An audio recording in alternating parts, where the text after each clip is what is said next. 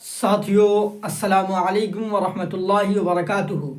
आप तमाम साथियों का खैर मकदम वेलकम और इस्तकबाल है अपने ही channel M A Rahmani online classes पर। साथियों, आप तमाम साथियों से उम्मीद है कि आप तमाम साथी खैरियत से होंगे और पूरी आप लोगों से उम्मीद करते हैं कि आप लोग अपने इम्तिहान की तैयारी अच्छी तरीके से कर रहे होंगे। साथियों, आज ठंड भी बहुत ज़्यादा है और आप लोग ठंड का मज़ा लें और अच्छी तरीके से पढ़ाई करें। मैं आपके दरमियान फिर आपकी ख्वाहिशों पर आज दरख्शा उर्दू का सबक नंबर 6 का ऑब्जेक्टिव क्वेश्चन लेकर आ गया हूँ। आज का ऑब्जेक्टिव क्वेश्चन आलमी हिद्दत के बारे में है। आलमी हिद्दत के अंदर जो जो सवाल पूछा गया है ऑब्जेक्टिव में, उसको हम बताने की कोशिश करेंगे। आज का सबसे पहला सवाल है आलमी हिद्दत। आलमी हिद्दत किसे कहते हैं? ग्लोबल वार्मिंग को आलमी हिद्दत कहते हैं। किसको? ग्लोबल वार्मिंग को आलमी हिद्दत कहते हैं। हम लोग जिस ज़मीन पर रहते हैं वो क्या है? हम लोग जिस ज़मीन के अंदर जिस पर रहते हैं वो क्या है, उसके बारे में पूछा जा रहा है। तो सवाल नंबर 1 है सितारा है, चांद है, बिस्तर है, सैयारा है। तो सवाल नंबर 1 का ऑप्शन है क्या नाम है, डी।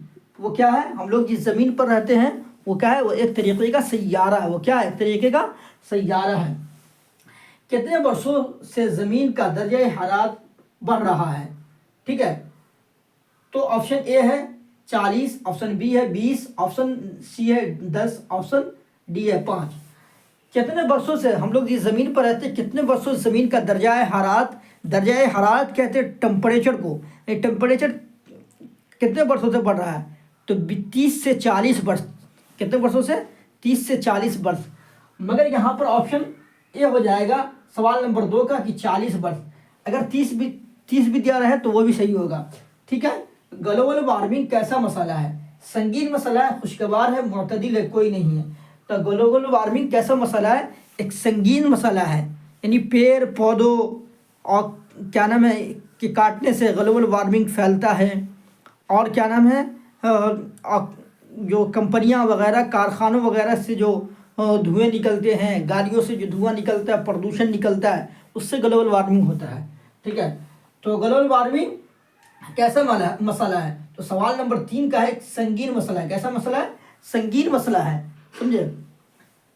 कार्बन डाइऑक्साइड में कितना इजाफा हुआ है? कार्बन डाइऑक्साइड में कितना इजाफा हुआ है? अब तक जो कार्बन डाइऑक्साइड है उसमें कितना इजाफा हो चुका है? कितना परसेंट इजाफा हो चुका है? 31% कार्बन डाइऑक्साइड में इजाफा हो चुका है।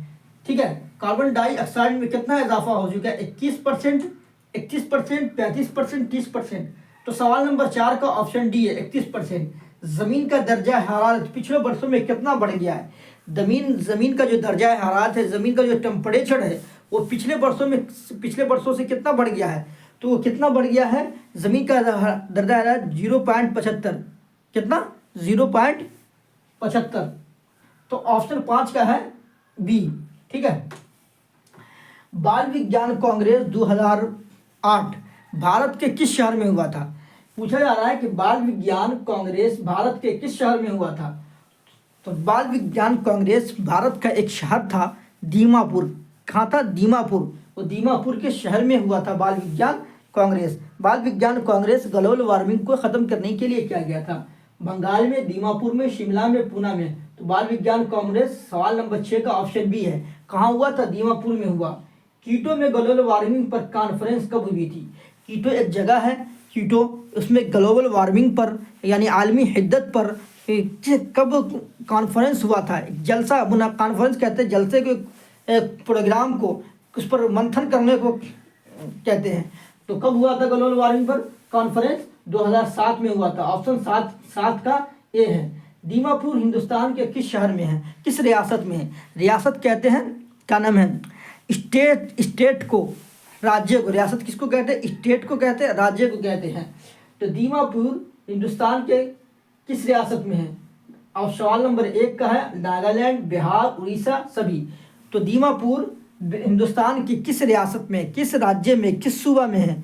तो नागालैंड में। किस शहर में? नागालैंड में है। तो ऑप्शन ए नागालैंड, इसका ऑप्शन ए हो जाएगा नागालैंड। धान के खेतों और गाय भैंस के गोबर से कौन सा गैस निकलता है? धान के खेत से और गाय और भैंस के गोबर से कौन गैस निकलता है? Methane gas. उस गैस का नाम क्या है? Methane gas. जो धान के खेतों से और गाय के गोबर से जो गैस निकलता है उसका नाम मीथेन गैस है। क्या नाम है इसका? Option A methane, B carbon dioxide, C ozone और डी कोई नहीं। तो मीथेन हो जाएगा। क्या हो जाएगा? मीथेन हो जाएगा। बाल विज्ञान कांग्रेस दीमापुर में कितने दिनों हुआ था? बाल विज्ञान जो कांग्रेस दीमापुर के अंदर में जो हुआ था वो कितने दिनों का था? तो वो 5 दिनों का था। कितने दिनों का था? 5 दिनों का था। 10 दिन, 5 दिन, 2 दिन, 1 दिन, तो 5 दिन का था। ठीक है, कितने दिन का था बाल विज्ञान कांग्रेस? 5 दिन का था। 11वां सवाल बता रहे हैं कि बाल विज्ञान कांग्रेस में मेहमान खुसूसी कौन थे? जो ग्लोबल वार्मिंग पर बाल विज्ञान कांग्रेस हुआ था उस पर जो अहम मेहमान और ख़ास मेहमान कौन थे? उनका नाम क्या था? उनका नाम एपीजे अब्दुल कलाम था। एपीजे अब्दुल कलाम था। क्या नाम था? बाल विज्ञान कांग्रेस में मेहमान खुसूसी कौन थे? तो लालू जी, एपीजे अब्दुल कलाम, कोई नहीं, दोनों। तो कौन थे इसमें मेहमान खुसूसी? ऑप्शन नंबर 11 का सवाल नंबर ऑप्शन नंबर 11 का ऑप्शन नंबर बी है, एपीजे अब्दुल कलाम। बाल विज्ञान कांग्रेस में पूरे मुल्क से कितने असातिज़ा ने शिरकत की? कितने असातिज़ा ने शिरकत की थी? पूरे मुल्क से। बाल विज्ञान जो कांग्रेस हुआ था उसमें पूरे मुल्क से कितने असातिज़ा यानी उस्ताद और क्या नाम है टीचर शिरकत किए थे? तो शिरकत करने वाले की तादाद 165 थी। कितनी थी? असातिज़ा की शिरकत करने वाले की तादाद 165। तो बाल विज्ञान कांग्रेस में पूरे मुल्क से कितने असातिज़ा ने शिरकत की? 165,000 असातिज़ा ने। कितने असातिज़ा ने? 165 असातिज़ा ने। उसके बाद 12वां सवाल बता दिए। 13वां है कि 10 से 17 साल की उम्र वाले 20 लाख बच्चे कितने पेड़ लगाएंगे तो ग्लोबल वार्मिंग से बचा जा सकता है?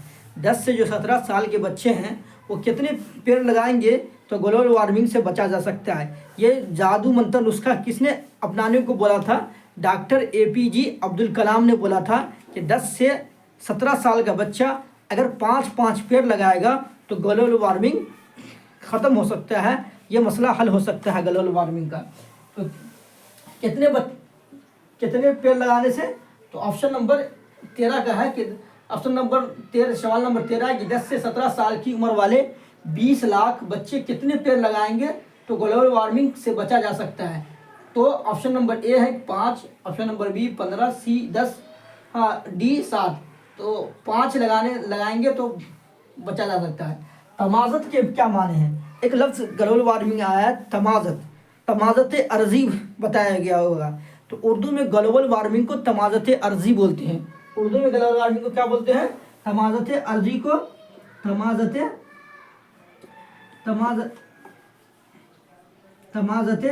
अर्ज़ी को ग्लोबल वार्मिंग बोलते हैं। तमाज़त अर्ज़ी को ग्लोबल वार्मिंग बोलते हैं। क्या बोलते हैं? ग्लोबल वार्मिंग बोलते हैं। ग्लोबल वार्मिंग बोलते हैं। ठीक है, वार्मिंग कहते हैं। ठीक है, तो तमाज़त अर्ज़ी के माने क्या है?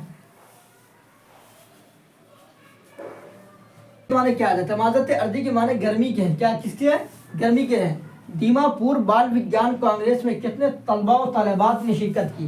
दीमापुर के अंदर जो ग्लोबल वार्मिंग पर आलमी हिद्दत पर जो कॉन्फ्रेंस हुआ था उसमें कितने तलबा और असातिज़ा मौजूद थे? तो उसमें तलबा की तादाद कितनी थी? तलबा और तालिबात की यानी छात्र छात्राओं की कितनी तादाद थी? उसको तादाद को 556 थी। कितनी तादाद थी?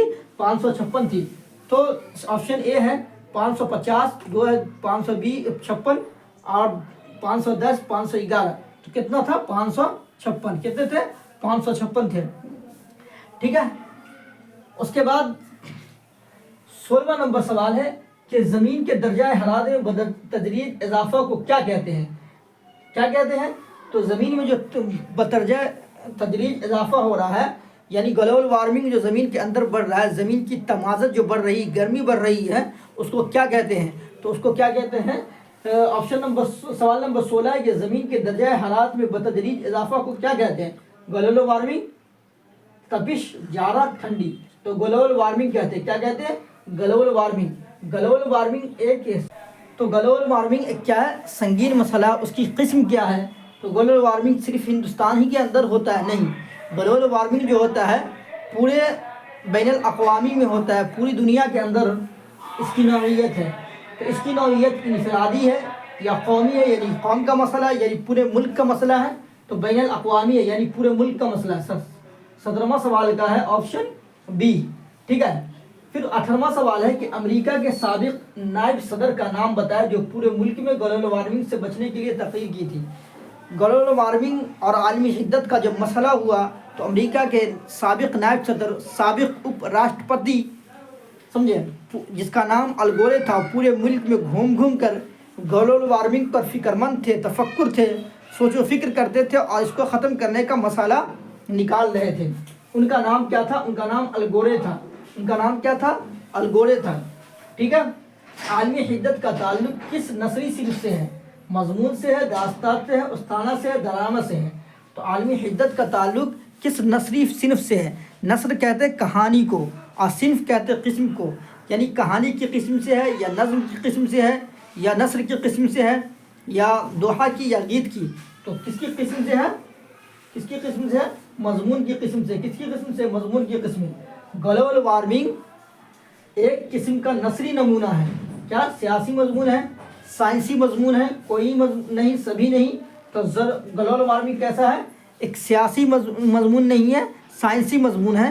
यानी इस पर साइंसदान जो लोग थे, बड़े बड़े साइंसदान, माहिर साइंसदान, इस पर गौर व फिक्र किए कि ग्लोबल वार्मिंग किस तरह ख़त्म किया जाएगा। जैसे मिसाल के तौर पर मेहमान खुसूसी पर ग्लोबल वार्मिंग पर APJ अब्दुल कलाम साहब आए थे। उन्होंने क्या नुस्खा अपनाया था? उसने जारूद मंतर क्या बताया था कि अगर 10 से लेकर 17 साल का बच्चा एक एक पेड़ लगाए तो ग्लोबल वार्मिंग का मसला हल हो जाएगा। इसी तरह बहुत सारे मसले उस पर अल गोरे भी ने फ़िक्रमंद हुए थे।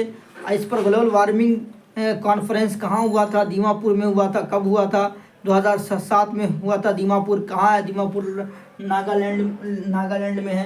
ग्लोबल वार्मिंग कैसा मसला है? संगीन मसला है। ग्लोबल वार्मिंग जो आलमी हिद्दत है अभी 31% बढ़ चुका है। पिछले 30-40 से क्या नाम है, पिछले 100 साल के अंदर में 30 से 40 साल ग्लोबल वार्मिंग बढ़ चुका है। इसी तरह बहुत सारे मसले हैं थे जो हम आपको सवाल के अंदर बताने की कोशिश की है। आप ज़रूर सारी वीडियो को मुकम्मल तौर से देखें ताकि आपको सारी जानकारी मिल सके।